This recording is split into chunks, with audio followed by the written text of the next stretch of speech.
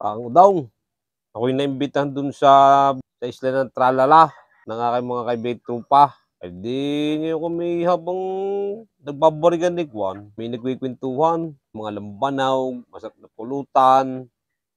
Basta madalit sabi ay masaya kami at masaya kami nagbabarikan. Nagtaka lang ako, may dumaang baboy na kulay itim.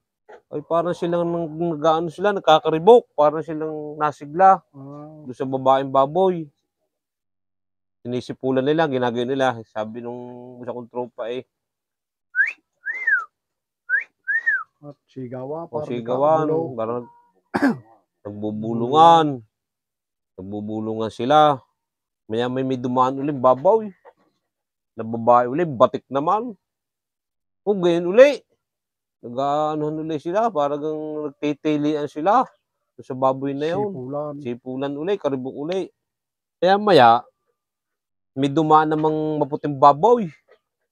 Bah, bakit itong mga ito eh, mga nagtimaw, tahimik. At sabi nung isa, nag-ano sila nung mga kasama ko.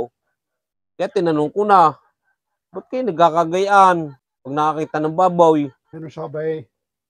Sabi na sa akin, wala nga daw babae daw. Walang babae sa lugar na yan. Oo, wala. At namatay daw nung pandemya. Ay, kaya pala, naubos pala mga babae daw. Ang naubos ng mga babae. Ang nagtanong ko doon sa tropa ko, ano yan, ibig sabihin, yun ang mga babaeng mga baboy. Eh, sabi sa akin nung katropa, ba't man? Yan ang mga babaeng ng baboy dito. Yun ang mga chicks namin. Eh, nagtanong uli ako. Sabi ko, bakit kayo nung yung puting baboy ang dumaan ni kay natahimik at bago kayo mga naggayunan, gumayong kayo, parang nagtahimik kayo, pasamantalang yung itim at batik ikay nagsipulan, nagkaribok, nagkagulaw.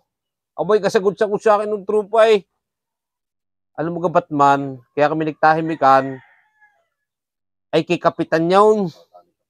Bata ni Kap yun. Kaya pala.